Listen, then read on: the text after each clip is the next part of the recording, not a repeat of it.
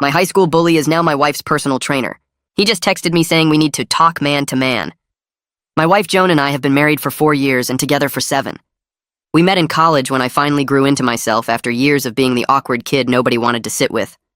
In high school, I was overweight with bad acne and zero confidence. I was an easy target.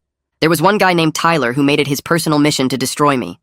He gave me a humiliating nickname and made sure everyone in school knew it. He tripped me in hallways. He knocked books out of my hands. He made comments about my weight loud enough for everyone to hear. The worst part was how charming he was to everyone else. Teachers loved him. Girls loved him. He was the golden boy who could do no wrong, and I was just the fat kid who couldn't take a joke. I left for college and never looked back. I lost the weight. I cleared up my skin. I got a good job and built a life I was proud of. I met Joan junior year and fell for her immediately. She knew I had been bullied, but I never went into details because I wanted to leave that version of myself behind. 6 months ago, Joan decided to get serious about fitness. She hired a personal trainer at a gym near her office. She came home raving about how great he was, how motivating, how he really pushed her. She showed me his Instagram and my stomach dropped. It was Tyler. Same face, same cocky smile, same guy who made my teenage years a nightmare. I told Joan immediately that he had bullied me in high school. She said people change and I should give him a chance. She said it would be awkward to switch trainers now. I didn't want to be controlling, so I let it go. Over the next few months, Tyler started showing up everywhere. Joan mentioned things he said during their sessions. She followed his diet advice and bought supplements he recommended. She talked about him constantly. Then he started texting her outside of sessions. She said it was just scheduling and nutrition tips. I asked to see the messages once and she got defensive and asked if I didn't trust her. I backed off. Last month, Joan invited Tyler to her birthday dinner. She said he had become a good friend. I sat across from him and watched him charm everyone just like high school. When Joan went to the bathroom, he leaned over and asked if I ever got over that nickname. He said it with a smile like friendly banter. I told him I didn't appreciate it. He laughed and said I was still the same sensitive kid I always was. He said some guys just never grow out of it. When I told Joan later, she said I was probably misreading him. She said Tyler mentioned I seemed tense and he was just trying to break the ice. She asked me to make more of an effort for her sake. Last night, everything changed. Joan left her phone on the counter when she went to shower. It buzzed and I glanced at it.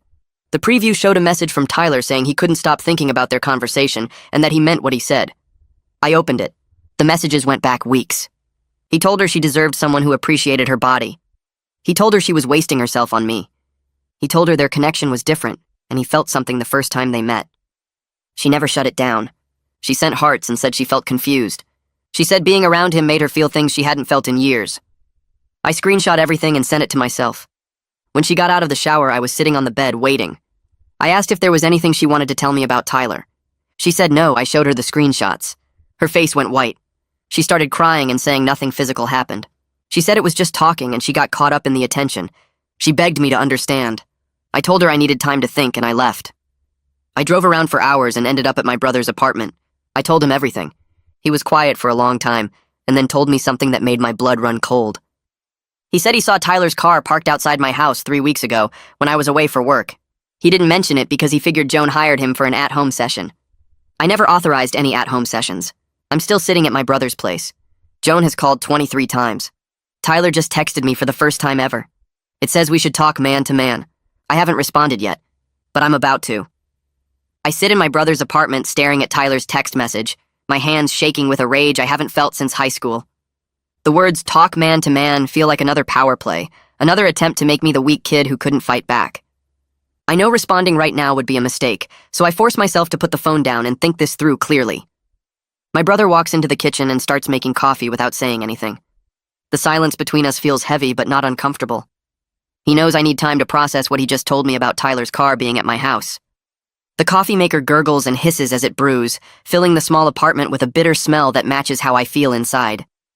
My brother finally sits across from me at his kitchen table, his face serious as he explains exactly what he saw 3 weeks ago. Tyler's black BMW was parked in my driveway at 2 in the afternoon on a Wednesday when I was in Chicago for that conference. He assumed Joan had scheduled a training session at home, but now we both know she never mentioned any home sessions to me. My brother describes how he almost stopped by but decided against it since my car wasn't there. He figured Joan was working out and didn't want to interrupt. The details make my stomach hurt worse than it already does. I pull up the screenshots on my phone again, reading every message between Joan and Tyler with fresh horror now that I know he was physically in my house. The timeline matches perfectly with my work trip to Chicago. There's a gap in their texting that day from noon until evening, hours of silence that suddenly makes terrible sense. My stomach turns as I realize what that silence probably means. I scroll through the messages looking for any hint about what happened during those missing hours, but there's nothing direct. Just Tyler's text later that night saying he couldn't stop thinking about their conversation. Joan's response came at 10 p.m. with 3 heart emojis. I feel sick looking at it now. My brother watches me scroll through the screenshots but doesn't ask to see them. He already knows enough. I finally call Lucas, my friend from college who's now a lawyer, and explain the entire situation from Tyler's high school bullying to the current mess. Lucas listens without interrupting, which I appreciate because I need to get it all out in one go. When I finish, there's a long pause before he speaks. He tells me to document everything, change my passwords, and check our financial accounts for anything unusual. His calm, practical advice helps me shift from emotional chaos to strategic thinking. Lucas asks me to email him the screenshots right away, so he has copies in case Joan tries to delete anything. I do it while we're still on the phone, watching the email send with a strange sense of relief that someone else now has proof of what happened. Lucas asks if I want to know the legal definition of what might have happened based on the evidence I have. I tell him yes, even though part of me wants to stay in denial about the whole thing. He explains that emotional affairs can become grounds for divorce in our state, and if there was physical contact in my home, that adds another layer of betrayal that courts recognize. The way he says physical contact makes it sound so clinical and distant, but I know what he really means. Lucas tells me not to make any big decisions right now, that I should take time to think clearly before confronting Joan or Tyler. He reminds me that whatever I decide, I need to protect myself legally and financially first. I thank him and promise to call if anything else happens. I spend the next hour going through our bank statements and credit card records on my laptop. My brother brings me the coffee he made earlier, now lukewarm, but I drink it anyway. There's a charge to a hotel downtown from 2 months ago that I don't recognize, dated on a Saturday when Joan said she was at a girls' spa day with Scarlett. The charge is for $230 at a nice hotel near the waterfront. When I search my email for confirmation, I find nothing about me booking it, which means Joan used our joint card for something she hid from me. I take a screenshot of the charge and add it to the folder I'm building on my laptop. Each new piece of evidence feels like another punch to the gut, but I keep looking because I need to know everything. My brother suggests I stay with him for a few more days instead of going home tonight. He's worried about my mental state and thinks I need space to process everything before facing Joan again. I agree because the thought of sleeping in our bed right now, wondering what happened there while I was gone, makes me physically ill. My brother sets me up in his spare room, which is really just a converted office with a futon, but I'm grateful for it. He brings me a pillow and some blankets without making a big deal about it. I sit on the edge of the futon holding my phone, watching Joan's name light up the screen over and over as she tries to call me. Joan's calls keep coming through, 27 now, plus dozens of texts begging me to come home so we can talk. The texts start out apologetic and scared, but as the night goes on, they get more desperate. She says she'll explain everything if I just come home. She promises nothing physical happened with Tyler. She says she loves me and can't lose me over a mistake. I finally respond with a single message telling her I need time and space and that she should stay somewhere else for the next few days. She immediately calls again, but I silence my phone and put it face down on the table. My brother knocks on the door and asks if I want dinner, but I'm not hungry.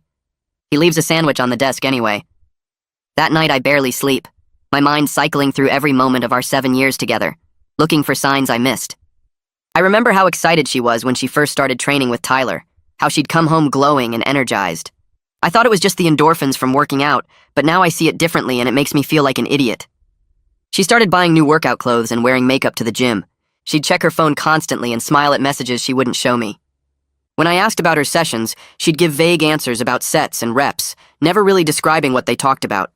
All the red flags were there, and I ignored them because I didn't want to be the jealous, controlling husband. I trusted her completely and she used that trust against me. The next morning, I respond to Tyler's text with a simple message agreeing to meet, but on my terms at a neutral public location. I choose a coffee shop near my office for tomorrow afternoon, somewhere I feel comfortable and in control. His response comes immediately, just 3 words that somehow carry all his old arrogance. I can practically hear the smugness in those 3 words, the same tone he used in high school when he knew he'd gotten under my skin. My brother makes breakfast, and I force myself to eat some eggs even though my appetite is gone. He asks what my plan is for the meeting with Tyler, and I tell him I'm going to record everything and let Tyler talk. Bullies like Tyler always talk too much when they think they're winning. Lucas calls me back within the hour after I text him about the Tyler meeting, his voice concerned as he asks if I'm sure about doing this alone. I tell him I need to face Tyler myself, that running from him is what I did in high school, and I'm done being that person. Lucas is quiet for a second, then suggests something that makes complete sense. He says we're in a one-party consent state, which means I can legally record any conversation I'm part of without telling the other person. He explains that if Tyler admits anything on tape, it becomes evidence I can use later if I need it. I download a recording app immediately and spend the next 20 minutes testing it, making sure it picks up voices clearly even when my phone is in my pocket. I record myself talking from different distances, play it back, adjust the settings until I'm confident it will capture everything Tyler says tomorrow. Joan texts me again around noon, asking if we can please talk face-to-face because she needs me to understand what really happened. Part of me wants to ignore her, but I know I need answers to questions that keep spinning through my head. I agree to meet her, but I'm not doing it at our house where Tyler sat in our kitchen, where he might have done other things I don't want to imagine. I tell her to meet me at the park near her office during her lunch break tomorrow, somewhere public and neutral where I won't feel trapped. She responds immediately saying she'll be there, adding that she loves me and wants to fix this. I don't respond to that part because I don't know what I want yet. The next day, I get to the park 15 minutes early and sit on a bench facing the parking lot so I can see her arrive. My stomach is tight with nerves and anger, my hands clenched in my lap as I watch cars pull in and out. Joan's Honda appears at exactly noon, and she parks close to where I'm sitting. She gets out looking worse than I've ever seen her, her eyes puffy and red like she hasn't slept, her hair pulled back in a messy ponytail. She's wearing one of my old college sweatshirts, which feels like manipulation, like she's trying to remind me of better times. She walks toward me and opens her arms for a hug, but I lean back and shake my head. Her arms drop and her face crumples, fresh tears starting before she even sits down. I tell her we need to talk honestly about everything, starting with the hotel charge I found, and Tyler's car being at our house 3 weeks ago. Her face loses all its color, and she sits down hard on the bench next to me. Joan's hands start shaking as she wipes her eyes, and she admits she met Tyler at that hotel, but swears nothing physical happened between them. She says they just talked for hours about their lives and feelings, that she felt confused about everything and needed space to think away from our house. I stare at her and ask why she needed to rent a hotel room with our money just to talk to another man. She opens her mouth, closes it, then starts crying harder because she knows there's no good answer to that question. She says she knows how it looks, but she's telling the truth, that they sat in the hotel room and talked about his childhood and her feelings about our marriage and whether people can really change. I ask her if she paid for one room or two, and she whispers one room, which makes my chest feel like something is crushing it. I bring up my brother seeing Tyler's car at our house, watching Joan's face as I mention the specific day and time. She nods slowly and admits Tyler came over that afternoon to drop off some supplements he'd ordered for her training. She says he stayed for coffee, and they sat in the kitchen talking, that nothing happened in our bedroom or anywhere else in the house. I ask her why she never mentioned this visit to me, why she hid it if it was so innocent. She looks down at her hands and says she knew I'd be upset given my history with Tyler, that she thought it would be easier to just not bring it up rather than start a fight over nothing. The word nothing echoes in my head because a man who bullied me for years sitting in my kitchen with my wife while I'm out of town is not nothing.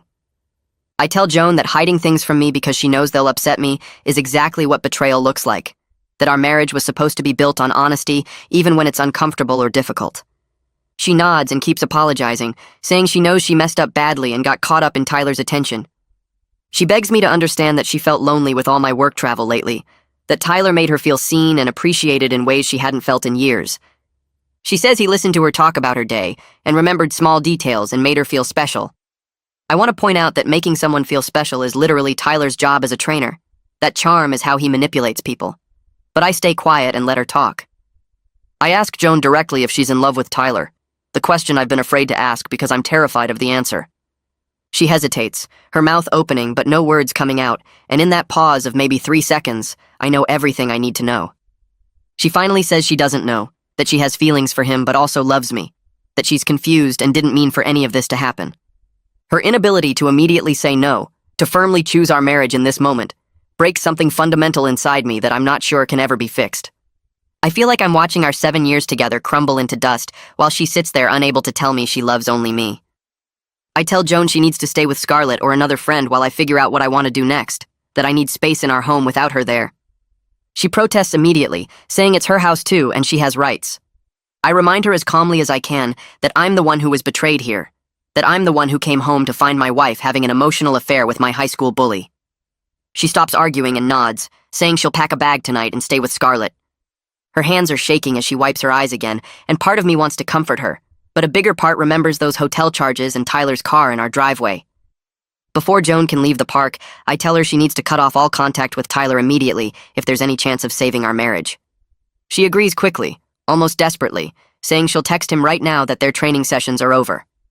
I watch her pull out her phone with trembling hands and type out a message saying she can't continue training with him and needs space. She shows me the message before sending it, and I nod.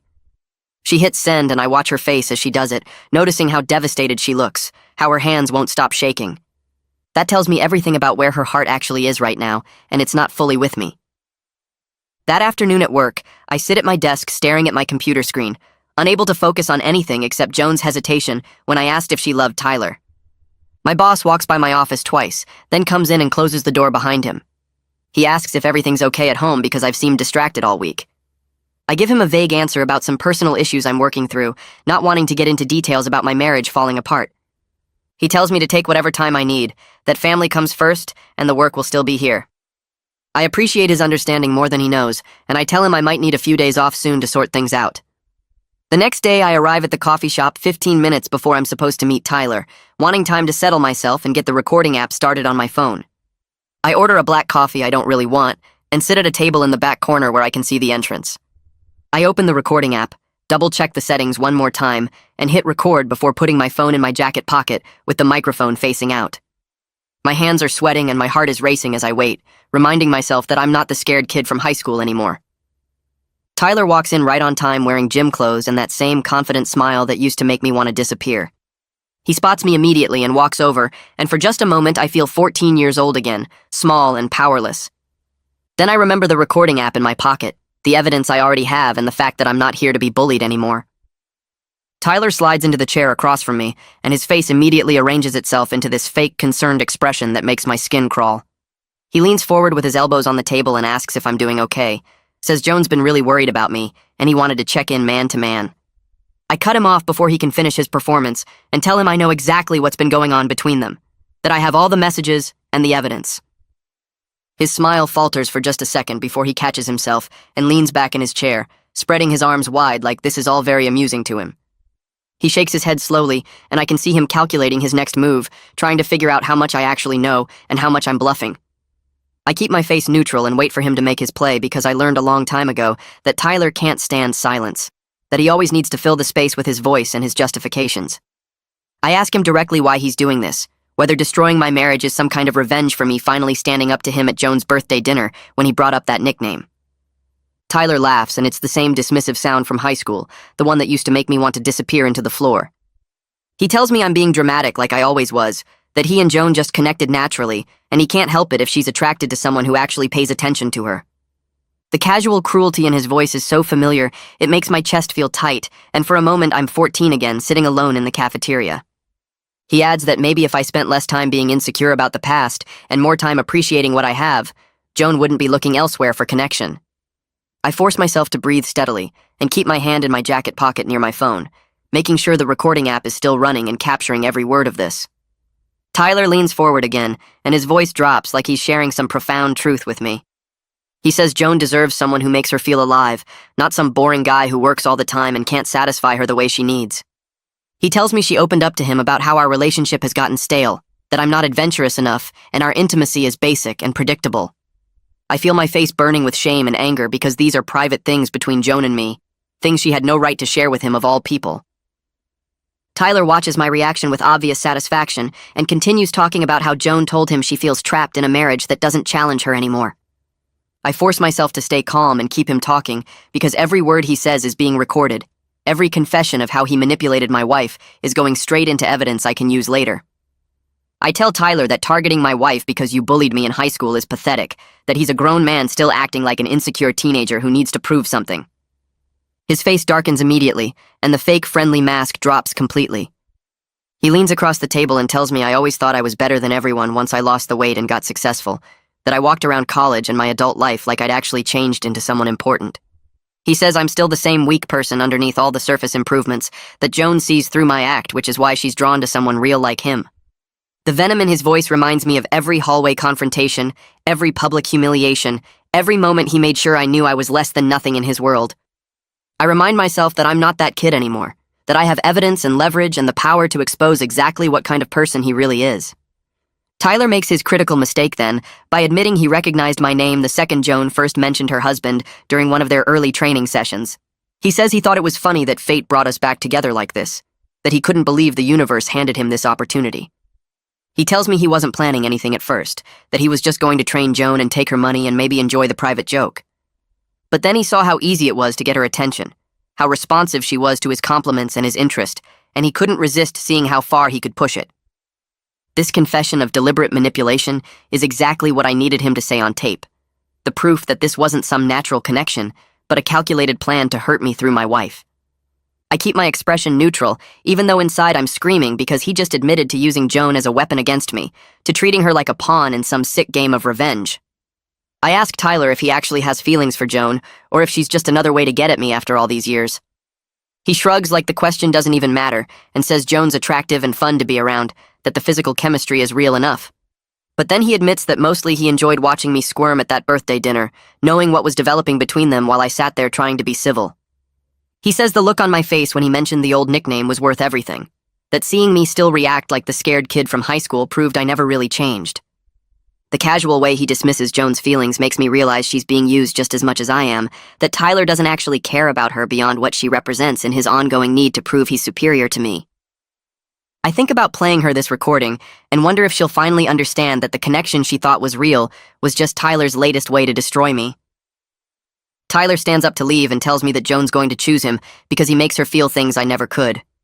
He suggests I make it easy on everyone and just file for divorce now, save myself the embarrassment of fighting for a marriage that's already over. He says Joan's already halfway out the door, and I'm just delaying the inevitable by trying to hold on to something that died months ago. I stay seated and look up at him standing there with that same cocky smile from high school, the one that used to make teachers think he was charming and girls think he was confident.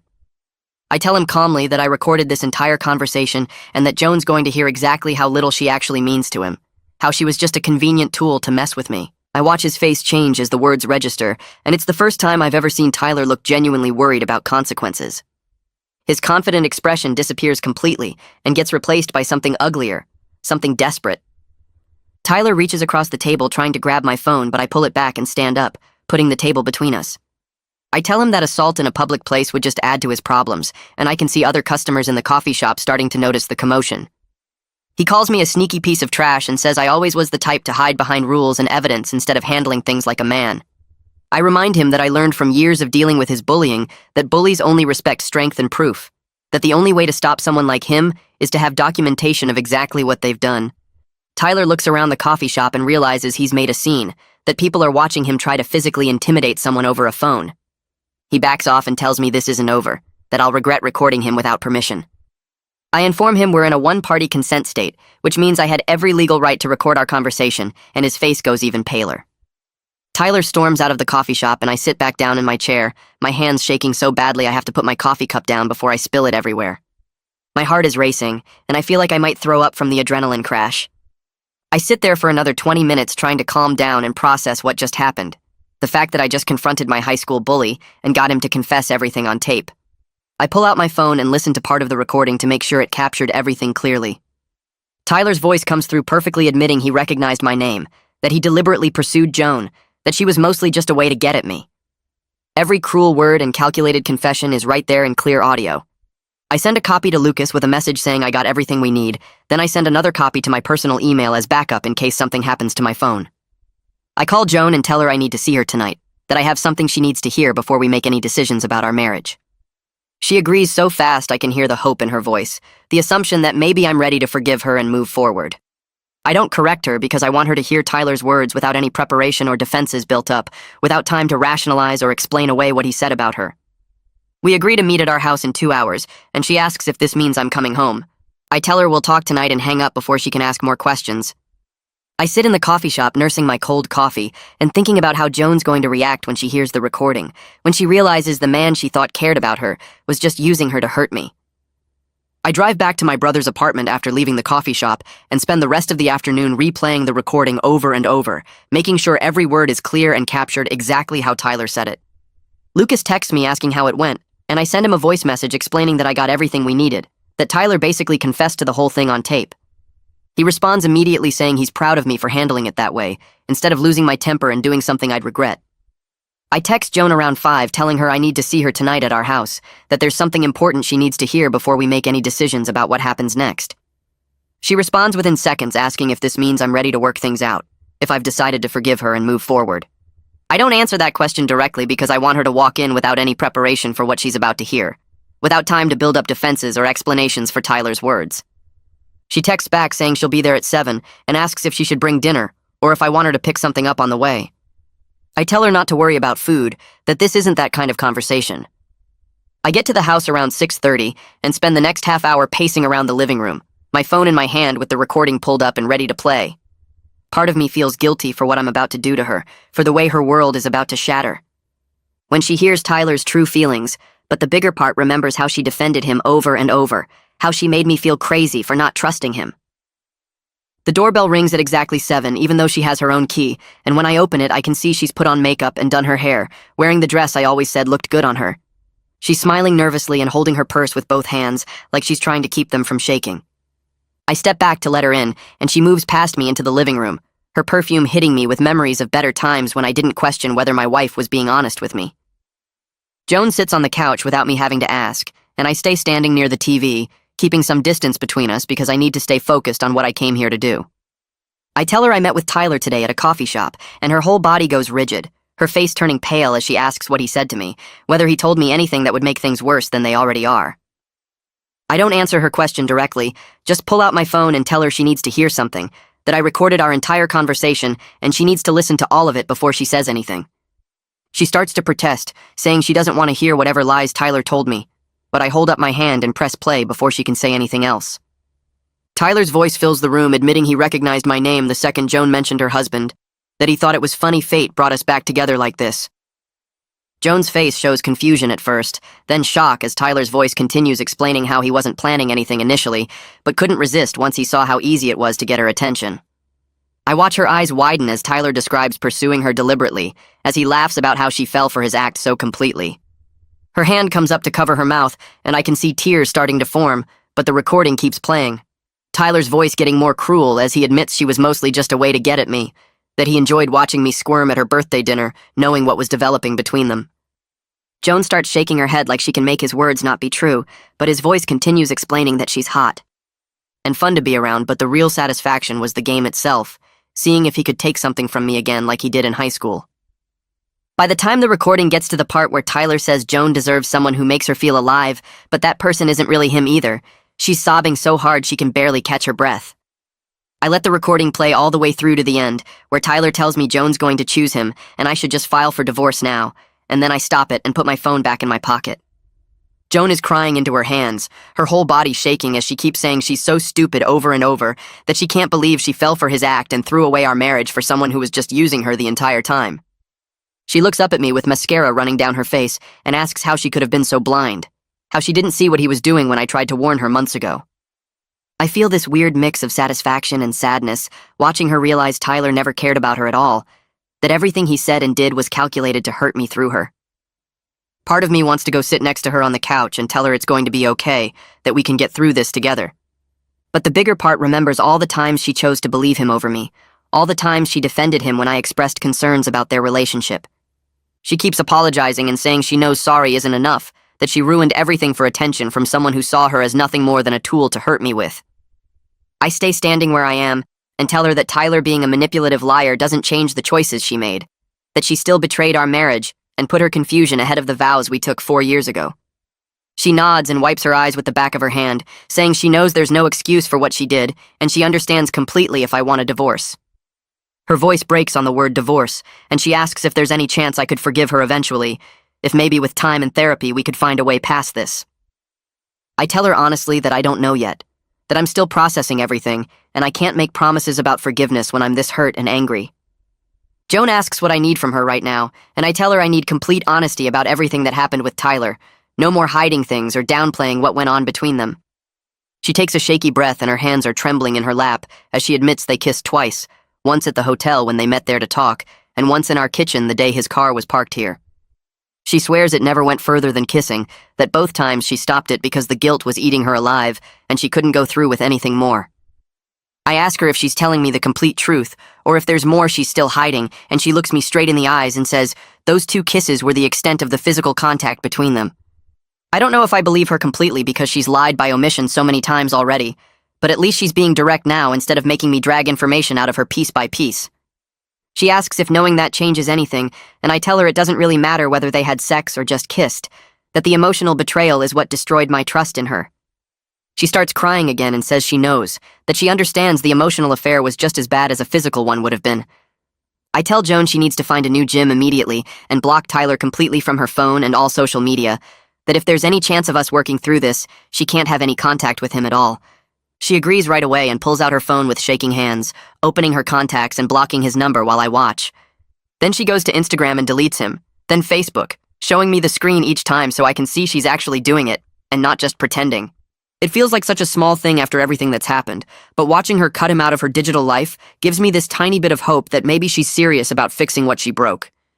She asks if there's anything else I need her to do, and I tell her that's a start, but rebuilding trust is going to take a lot more than blocking someone on social media. She nods and says she'll do whatever it takes, that she'll go to therapy and be completely transparent about everything from now on, if I'm willing to give her that chance. Joan looks around our living room like she's seeing it for the first time and asks if she can move back home now that Tyler's out of the picture. I tell her not yet, that I still need space to process everything that's happened and figure out what I want for my future. She looks devastated, but she accepts it, standing up slowly and asking if she can at least grab a few more of her things to take back to Scarlett's place. I nod and follow her upstairs to our bedroom, watching as she pulls clothes from her closet and toiletries from the bathroom, with tears still running down her face. She moves carefully like she's afraid of doing something wrong, glancing at me every few seconds like she's checking to see if I'm still there or if I've changed my mind about letting her take anything. When she's packed a bag, she pauses at the bedroom door and tells me she loves me, that she knows she doesn't deserve another chance, but she's going to spend however long it takes, proving she can be the wife I deserve. I don't respond because I can't say I love her back right now, not when I'm this angry and hurt and confused about everything. She waits for a few seconds like she's hoping I'll say something, then walks downstairs and out the front door without looking back. After Joan leaves, I sit on our couch in the living room and finally let myself cry for the first time since this whole nightmare started. I've been holding everything together, staying strong and focused on gathering evidence and confronting Tyler. But now that I'm alone, the grief and anger come pouring out all at once. I cry for the marriage I thought we had that turned out to be built on incomplete honesty and my wife's willingness to believe a bully over her own husband. I cry for the version of myself that trusted Joan completely and never imagined she could betray me like this. I cry because even after hearing Tyler admit he was using her, part of me still wants to forgive Joan and try to save what we built together. The crying turns into full-body sobs, and I end up curled on my side on the couch, my face pressed into the cushions as years of pain from Tyler's bullying and this fresh betrayal mixed together into something overwhelming. Eventually, I run out of tears and just lie there feeling empty and exhausted, staring at the wall and wondering how I'm supposed to move forward from here. The next morning, I wake up still on the couch with a headache and my eyes swollen from crying. I check my phone and see messages from Joan asking if I slept okay and saying she's thinking about me, but I don't respond because I don't know what to say yet. Lucas sent me the name and number of a therapist he knows who works with trauma and betrayal, someone named Cordelia Waters, who apparently helped one of his other clients through a similar situation. I look her up online and see she has good reviews and specializes in helping people process both old wounds and current crises, which feels like exactly what I need right now. I call her office as soon as it opens at 9 and explain to the receptionist that I'm dealing with an urgent situation involving my marriage and childhood trauma resurfacing. She puts me on hold for a minute, then comes back saying Cordelia had a cancellation this afternoon and can see me at 3 if I can make it. I agree immediately and spend the rest of the morning trying to focus on work emails, but mostly just replaying everything that's happened over the past few days. I show up to Cordelia's office 15 minutes early and fill out intake paperwork asking about my history and what brought me to therapy. When she calls me back, she's a woman in her 50s with kind eyes and a calm presence that makes me feel like I can actually talk to her honestly. I sit down in her office and spend the next hour telling her everything from Tyler's bullying in high school to him becoming Joan's trainer to the affair and yesterday's recording. She listens without interrupting and takes notes occasionally, nodding at certain points like she understands exactly what I'm describing. When I finish, she tells me that what Tyler did was deliberately exploit old wounds, that he recognized my vulnerability around him and used Joan to reopen trauma I thought I'd moved past years ago. She explains that Joan's betrayal hurt so much not just because of the affair itself, but because it confirmed the deepest fear Tyler planted in me back in high school, that I'm not good enough, and people will always choose someone like him over someone like me. Hearing her put it into words like that makes something click in my brain, helping me understand why this situation has felt so devastating beyond just the normal pain of infidelity. Cordelia asks me what I want for my future, whether I can imagine a path forward that includes forgiving Joan and rebuilding trust in our marriage. I tell her honestly that I don't know, that part of me wants to save what we built together because I do still love her somewhere under all this anger and hurt. But another part of me feels like maybe our foundation was weaker than I thought if Joan could be swayed so easily by someone like Tyler. If she could choose to believe his version of events over mine for months. Cordelia nods and says both of those feelings are completely valid, that I don't have to decide right now whether to stay married or get divorced. She suggests we focus first on processing the trauma from both the past bullying and the current betrayal, working through those feelings before I make any permanent decisions about my marriage. She says people often rush to make big choices when they're in crisis mode, but the healthier approach is to give myself time and space to heal before deciding what my future looks like. We schedule another appointment for next week, and she gives me some homework about journaling my feelings and identifying triggers that connect current situations to past trauma. I leave Cordelia's office feeling slightly less overwhelmed than when I arrived, like maybe there's a path forward, even if I can't see the whole thing yet. On the drive home, I start thinking about Tyler and whether he should face any consequences beyond just losing Joan and me knowing what he did. He admitted on tape to deliberately pursuing a client because she was married to someone he wanted to hurt, which seems like the kind of thing that could get him fired or at least reported to whoever oversees personal trainers. I remember Joan mentioning the gym owner's name once, something like Theo, and when I get home I look up the gym's website to find contact information. The owner is listed as Theo Barber, and there's an email address for general inquiries, so I send a formal message requesting a meeting to discuss a serious concern about one of his trainers. I keep it professional and vague, not wanting to explain everything over email, but making it clear this is important enough that he should meet with me in person. He responds within an hour saying he can see me tomorrow afternoon at 2, and that he's concerned by the formal tone of my message and wants to understand what's going on. I confirm the appointment and spend the rest of the evening preparing what I'm going to say, how much of the recording I should play for him, and what outcome I'm hoping for from this meeting. The next afternoon, I arrive at the gym 15 minutes before my 2 o'clock appointment with Theo. The front desk person tells me to wait in the lobby area, so I sit on one of those hard plastic chairs near the water fountain and watch people come and go from their workouts. My phone is in my pocket with the recording already queued up to the most damaging parts where Tyler admits he targeted Joan because she was married to me. I practiced what I was going to say on the drive over, keeping it professional and focused on the facts instead of my personal anger. Theo comes out to meet me right at 2, a tall guy probably in his 50s with gray hair and a firm handshake. He leads me back to his office, which is small and cluttered with filing cabinets and framed photos of bodybuilding competitions. He gestures for me to sit in the chair across from his desk and asks what this is about, his expression concerned but neutral. I start by explaining that I'm the husband of one of his clients, Joan, who has been training with Tyler for the past 6 months. Theo nods like he recognizes the names, so I continue by saying that Tyler and I have a history from high school where he bullied me badly, and that I recently discovered he's been having an inappropriate relationship with my wife. Theo's face shifts from neutral to serious as I talk, and he leans forward with his elbows on the desk. I tell him I have a recording of a conversation with Tyler where he admits to deliberately pursuing Joan because she was married to me, that this was calculated revenge for our high school history. Theo asks to hear the recording, so I pull out my phone and play the section where Tyler says he recognized my name immediately when Joan first mentioned her husband, that he thought it was funny fate brought us back together. Then I play the part where Tyler admits he wasn't planning anything at first, but couldn't resist seeing how far he could push it when he realized Joan was responsive to his attention. Theo's jaw tightens as he listens, and when I play the part where Tyler says Joan is just hot and fun to be around, but mostly he enjoyed watching me squirm, Theo actually swears under his breath. The recording ends and I put my phone back in my pocket, watching Theo process what he just heard. He sits back in his chair and runs a hand through his gray hair, looking tired and angry at the same time. He tells me this isn't the first time he's had concerns about Tyler crossing professional boundaries with clients. There were 2 previous incidents where female clients complained about Tyler being too friendly or making comments that felt inappropriate, and Theo addressed both situations with formal warnings that went in Tyler's employee file. He says he kept Tyler on because the guy is good at his job and brings in a lot of business, plus the complaints weren't severe enough to justify firing him at the time. But this recording changes everything, because Tyler is admitting to deliberately manipulating a client for personal revenge, which is completely unacceptable and probably violates multiple professional ethics standards. Theo thanks me for bringing this forward and says he needs to contact his lawyer today to figure out the proper termination procedures and protect the gym from any liability issues. He asks if I'm planning to take legal action against Tyler or the gym, and I tell him honestly that I haven't decided yet, but right now I'm focused on dealing with my marriage. Theo nods and says he understands, then promises he'll handle this situation immediately and that Tyler won't be working here by the end of the week. I leave the gym feeling strange, like I accomplished something important, but it doesn't actually make me feel better.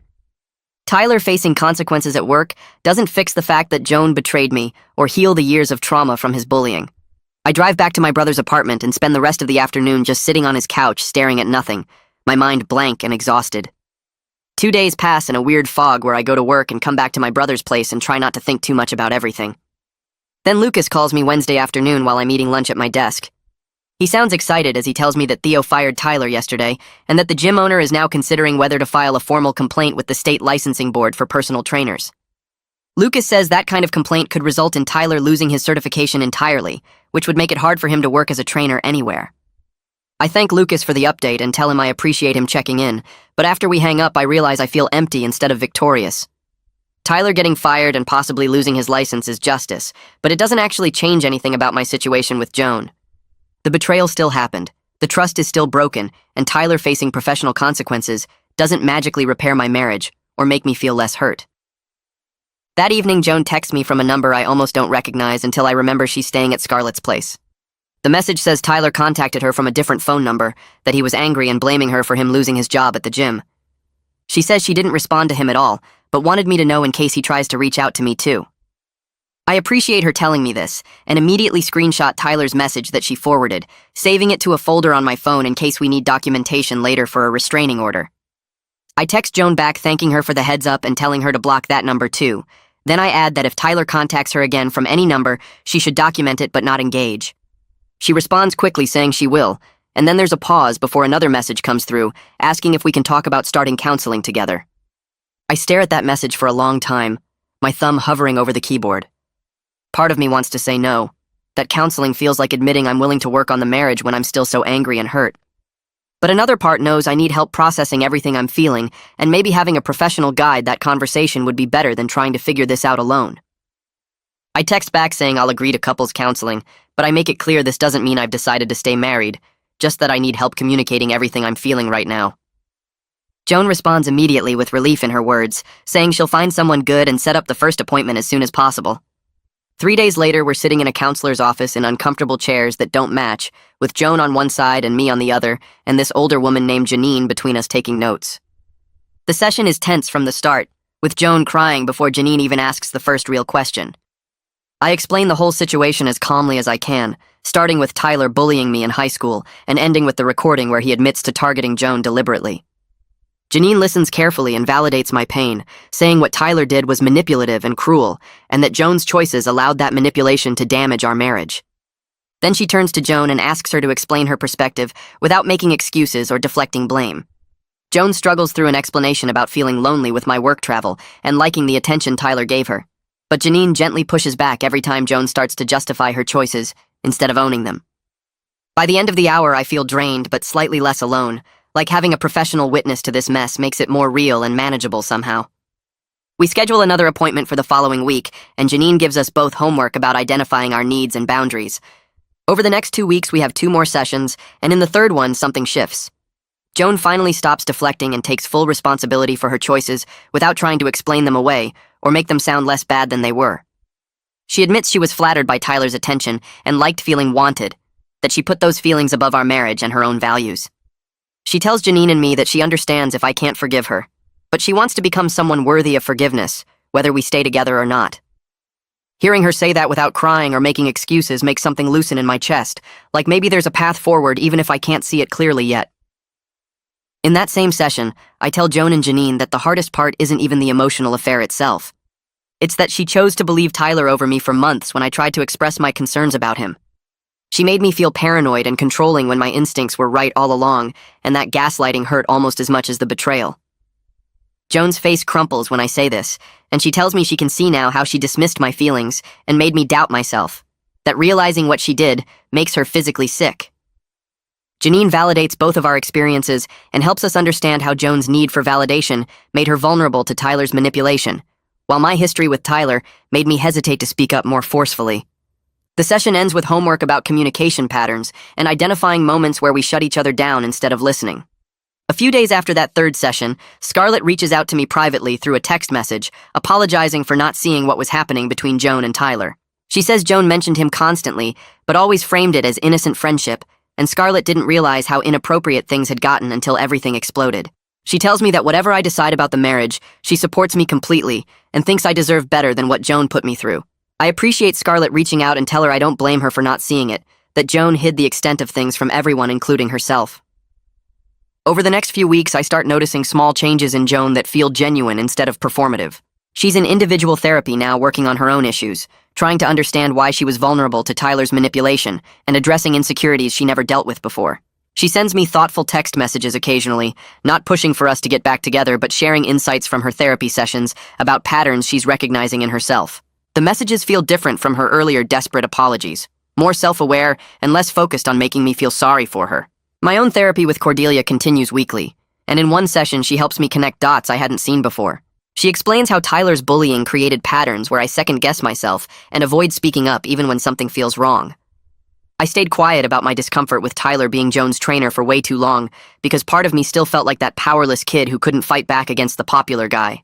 Cordelia helps me see that advocating for my own needs and boundaries isn't controlling behavior. It's healthy self-advocacy that I have every right to practice. She gives me exercises for recognizing when I'm falling into old patterns of silencing myself to avoid conflict, and slowly I start feeling more confident about trusting my own judgment, instead of always deferring to what other people think is reasonable. Lucas calls me on a Tuesday evening 3 weeks after the dinner with Joan, and asks if I want to grab drinks with some guys from college. I haven't seen most of them in over a year, and the thought of being around people who knew me before all this mess sounds good. I tell him yes, and he says he'll text me the details.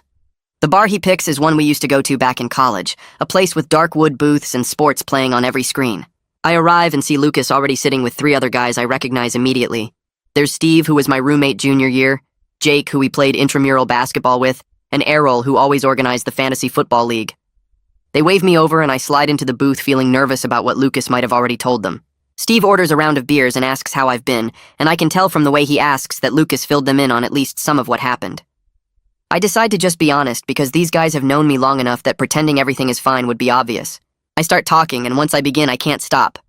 I tell them about Tyler being my high school bully, about Joan hiring him as her trainer, about the messages and the emotional affair, and my brother seeing Tyler's car at my house. I tell them about the recording I made and playing it for Joan, and watching her realize she'd been manipulated. They listen without interrupting, and when I finish, Jake shakes his head and says, "That's some seriously messed up stuff." Steve asks if I'm planning to divorce Joan, and I tell him I don't know yet, that we're doing counseling, but I'm still trying to figure out if I can trust her again. Errol surprises me by sharing that his wife had an emotional thing with a coworker 2 years ago, and they almost split up. He says it took him a long time to get past it, but they worked through it, and their marriage is stronger now. He tells me the hardest part was accepting that his wife made a choice that hurt him, and learning to forgive her without forgetting what happened. Jake talks about his own divorce from 3 years ago, and how he wished he'd tried harder to save it before giving up. He says marriage is complicated and nobody outside the relationship really understands all the factors. Steve adds that whatever I decide, the important thing is being able to live with my choice 5 years from now. He asks if I think I'll regret staying or regret leaving more. I sit with that question for a while and realize I don't have a clear answer yet. The conversation shifts to lighter topics after that, but Steve's question stays in my head. We talk about work and sports and old college stories that make me laugh for the first time in weeks. When we're leaving, Lucas pulls me aside and tells me he's proud of how I'm handling everything, that a lot of guys would have just blown up their whole life in anger. I thank him and drive home feeling less alone than I have since this started. 2 months pass with Joan staying at Scarlett's place and me living in our house alone. We've had 4 more counseling sessions and countless difficult conversations. I've watched her work on herself in therapy and seen her take real accountability for what she did. The anger I felt initially has faded into something more complicated, a mix of hurt and understanding and cautious hope. I text Joan one evening and ask if she wants to have dinner to talk about what comes next. She responds within seconds saying yes and asking when. I pick a restaurant halfway between our house and Scarlett's apartment, a quiet Italian place we've been to before. I arrive first and get a table in the back corner away from other diners. Joan walks in 10 minutes later looking nervous and thinner than I remember. Her face is drawn and there are dark circles under her eyes that makeup can't quite hide. She sits down across from me and folds her hands on the table. The waiter comes over and we both order without really looking at the menu. Once he leaves, Joan asks how I've been, and I tell her honestly that I've been thinking a lot about us and what I want. She nods and waits for me to continue. I take a breath and tell her I've been working through everything in therapy, trying to understand why this happened and whether we can fix it. I say I can see she's doing real work to change, and that means something to me. Joan's eyes fill with tears, but she doesn't let them fall. I tell her I've been thinking about whether I can rebuild trust with her and what that would actually look like in practice. She asks if I've made a decision, and I tell her I'm willing to try reconciliation, but only under very specific conditions. Her face shows relief and fear at the same time. I lay out my conditions clearly so there's no confusion. First, we continue couples therapy for at least another 6 months with no exceptions. Second, complete transparency with phones and schedules, meaning I need to be able to check her phone anytime, and she tells me where she's going and when she'll be back. Third, if Tyler contacts her workplace or shows up anywhere near her, she finds a new job immediately, no matter how inconvenient. Joan agrees to everything before I even finish listing them. She's crying now and reaching across the table for my hand. I let her take it, but I don't squeeze back. I tell her this is a trial period, and I reserve the right to change my mind if I can't get past the betrayal. I need her to understand that agreeing to try doesn't mean everything is fixed or that I've forgiven her completely. She nods and says she understands, that she's grateful I'm giving her any chance at all. She tells me she'll do whatever it takes and spend the rest of her life proving I made the right choice. I believe she means it in this moment, but I also know that intentions and actions are different things. Our food arrives and we eat mostly in silence, both of us processing what this decision means. When the check comes, I pay, and we walk out to the parking lot together. Joan asks if she can hug me, and I say yes. She wraps her arms around me, and I feel her shaking. I hug her back, but it feels different from it used to, more careful and less certain. We separate, and I tell her we can talk about logistics for her moving back home. She smiles through her tears and says, "Thank you," over and over. I drive home alone and sit in my car in the driveway for 20 minutes, wondering if I'm making the right choice or the biggest mistake of my life. Joan moves back home the following week on a Saturday morning. She arrives with just 2 suitcases since most of her stuff never left. I help her carry them upstairs to our bedroom, and the whole thing feels strange and formal. We're both hyper-aware of each other, moving carefully around the space like we're strangers sharing an apartment. She unpacks her clothes while I watch, and neither of us knows what to say. That first night, we sleep in the same bed, but stay on our respective sides with a gap between us. I wake up several times and find myself watching her sleep, trying to reconcile this person with the one who betrayed me. The next morning, Joan gets up early and makes coffee. She brings me a cup in bed the way she used to, and asks what my plans are for the day. I tell her I have some work to catch up on, and she says she'll stay out of my way. The dynamic feels wrong, too polite and distant, but I don't know how else to act. Over the next few days, Joan shows me her phone every evening without me asking. She gives me her work schedule each morning and texts me throughout the day with updates about where she is. When she goes to the grocery store, she sends me a photo of the parking lot. When she stops for gas, she tells me which station. It feels mechanical and excessive, but I appreciate that she's following through on the transparency condition. I check her phone randomly a few times and find nothing concerning. Her messages are all work-related or conversations with Scarlett about normal things. I start to relax slightly, but I'm still watching for any sign that she's hiding something. Joan asks if we can have dinner together one night, and I agree. She cooks pasta, and we sit at our kitchen table making small talk about our days. It feels like we're playing house, going through the motions of being married without the actual connection underneath. After dinner, she does the dishes, and I go to my office to work. When I come out an hour later, she's watching TV on the couch. She looks up and asks if I want to join her. I sit on the other end of the couch, and we watch some show neither of us really cares about. The silence between us isn't comfortable, but it isn't hostile either. It's just empty. 3 weeks into Joan being back home, I'm at work when I get a text from Scarlett asking if I have a minute to talk. I call her during my lunch break, and she tells me Joan ran into Tyler at the grocery store yesterday. My stomach drops, and I ask why Joan didn't tell me. Scarlett says Joan was planning to, but wanted to wait until I got home, so she could explain in person. I hang up with Scarlett and immediately call Joan. She answers on the first ring, and I can hear the panic in her voice when she says hello. I ask her why I had to hear from Scarlett that she saw Tyler instead of hearing it directly from her. Joan starts apologizing and saying she was going to tell me tonight, that she didn't want to upset me over text while I was at work. I tell her that's exactly the kind of thinking that got us here in the first place, her deciding what I can handle and when I should know things. She's quiet for a moment and then asks if I can come home, so we can talk face to face. I tell her I'll be there in 30 minutes and hang up. The drive home feels longer than it is, and I'm angry in a way I haven't been since the early days of this mess. When I walk in, Joan is sitting on the couch waiting for me. Her face is red from crying, and she stands up when she sees me. I don't sit down. I ask her to tell me exactly what happened at the grocery store. She explains she was in the produce section when she saw Tyler across the store near the meat counter. He saw her too, and just stared at her with this cold, angry look. She grabbed what she needed and left quickly without any interaction. She says nothing happened and she didn't want to ruin my workday by texting me something upsetting. I tell her I don't care about my workday being ruined. I care about her being honest with me immediately when anything involving Tyler happens. I remind her that hiding things, even small things she thinks will upset me, is exactly what broke my trust before. I need her to tell me everything, even if she thinks it will make me angry or worried. Joan nods and says she understands, that she was wrong to wait, and it won't happen again. I ask her if there's anything else she hasn't told me, and she swears there isn't. I want to believe her, but this incident makes me doubt whether she really understands what transparency means. We sit down and talk for another hour about communication and trust. Joan promises to tell me immediately if anything like this happens again, no matter how small it seems. I tell her I need to be able to trust that she's not filtering information based on what she thinks I can handle. By the end of the conversation, I'm exhausted and she's apologizing repeatedly. I don't know if this fight moved us forward or backward. After that fight, something shifts. Joan starts being completely transparent to an almost excessive degree. She tells me every time a male coworker talks to her and what they discussed. She mentions when the guy at the coffee shop made small talk while making her latte. She texts me if she has to work late with her male boss on a project. At first, I appreciate the effort, but after a few days, it starts feeling like too much information. I don't need to know every mundane interaction she has with men throughout her day. Our counselor brings this up in our next session and helps us find a middle ground between my need for transparency and what's reasonable to share. She suggests Joan focus on telling me about interactions that feel meaningful or unusual rather than every casual conversation. Joan agrees and asks me what level of detail I actually need to feel secure. I think about it and tell her I need to know about anything involving Tyler, obviously, any situation where someone is flirting with her or crossing boundaries, and any plans that involve being alone with another man. Regular work conversations and casual interactions don't need to be reported.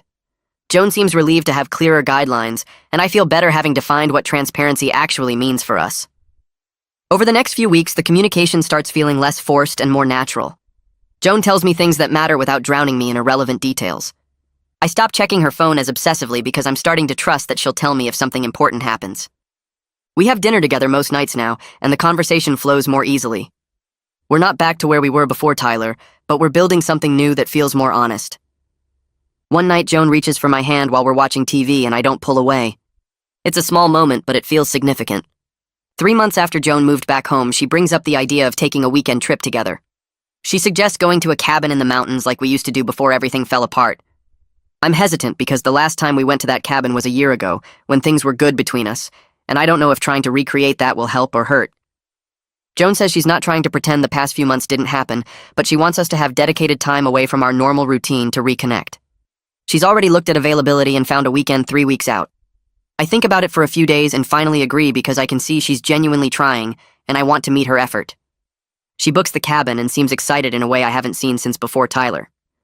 The 3 weeks leading up to the trip, we continue counseling and working on our communication. I notice Joan is more present and engaged, asking about my day and really listening to my answers. She's also more affectionate, touching my arm when she walks past or sitting closer to me on the couch. I'm still cautious, but I'm starting to let my guard down slightly. The Friday we leave for the cabin, I take a half day from work and we drive up together. The drive is quiet at first, but Joan puts on music we both like, and we start talking about random things. By the time we arrive at the cabin 2 hours later, the tension has eased. The cabin looks exactly like I remember, a small wooden structure surrounded by pine trees with a view of the mountains. We unpack our bags and Joan suggests going for a hike before dinner. We walk a trail we've done before, and the physical activity feels good. That night we cook dinner together in the tiny kitchen and eat on the porch watching the sunset. Joan asks if I remember our first trip here, and I say yes. She says she was so happy that weekend, and she wants us to find our way back to feeling like that again. I tell her I want that too, but I need her to understand it's going to take time. She nods and says she knows, that she's willing to be patient as long as I'm willing to keep trying. Saturday morning, I wake up before Joan and sit on the porch with coffee watching the sun come up over the mountains. Joan joins me 20 minutes later and we sit in comfortable silence. She eventually asks what I'm thinking about, and I tell her I'm thinking about forgiveness and what it actually means. I explain that I'm starting to forgive her, that I can see the work she's putting in, and I appreciate her patience with my healing process. Joan starts crying and reaches for my hand. I let her hold it and tell her I'm not completely there yet, but I'm moving in that direction. She says that means everything to her, and she'll spend the rest of her life proving I made the right choice and giving her another chance. I believe she means it, even though I know rebuilding trust will take years, not months. We spend the rest of the weekend hiking and talking and being together without the weight of our daily routine. On Sunday afternoon before we leave, Joan thanks me for agreeing to this trip. She says she feels closer to me than she has since everything happened. I feel it too, but I don't say that out loud yet. The drive home is easier than the drive up. We stop for lunch at a diner and Joan tells me about a project she's working on at her job. I realize I haven't heard her talk about work with enthusiasm in months. When we get home that night, we unpack together, and Joan asks if we can keep doing trips like this regularly. I tell her yes, and she smiles in a way that reminds me why I fell in love with her 7 years ago. A week after we get back from the cabin, I'm at my desk at work when a LinkedIn notification pops up. It's a message from Tyler. My first instinct is to delete it without reading, but I force myself to open it. The message says I ruined his career and reputation over nothing, that he lost his training license and can't find work in his field because of me. He calls me vindictive and says I always was a weak person who couldn't handle competition. I screenshot the message immediately and block him on the platform. I report the message to LinkedIn for harassment, and then forward the screenshot to Lucas with a note asking him to save it in case we need it for a restraining order later. I sit at my desk feeling my heart race and my hands shake. Part of me wants to respond and tell Tyler exactly what I think of him, but I know engaging would only make things worse. I text Joan and tell her Tyler contacted me through LinkedIn. She calls me right away asking if I'm okay and what he said. I read her the message and she's quiet for a moment before saying she's sorry he's still trying to cause problems. She asks if I want her to come meet me, but I tell her I'm fine and I'll see her at home tonight. The rest of the day I'm distracted thinking about Tyler and whether he'll try anything else. When I get home, Joan has dinner ready and asks if I want to talk about the message. I tell her there's nothing to talk about, that Tyler is angry about facing consequences for his actions, and I'm not going to let him derail the progress we're making. Joan nods and says she's proud of how I handled it. We eat dinner and don't mention Tyler again. Later that night, I check LinkedIn and see that my harassment report was processed and Tyler's message was removed. I feel a small sense of satisfaction knowing he can't use that platform to contact me anymore. 6 months after everything exploded, Joan and I are sitting in our living room on a Tuesday evening when she brings up an idea she's been thinking about. She says she wants us to renew our vows in a small private ceremony with just our families and closest friends. She explains it's not about pretending the betrayal didn't happen, but about acknowledging we're choosing each other again with full knowledge of our flaws and capacity to hurt each other. I'm surprised by the suggestion, and I sit with it for a few minutes before responding. I tell her I like the idea, but I want to make sure we're doing it for the right reasons. She says she understands and we can take time to think about it. Over the next 2 weeks, we discuss it more in counseling and with our families. My brother is supportive and says he thinks it could be a meaningful way to mark this new chapter. Joan's parents are cautiously optimistic and say they'll support whatever we decide.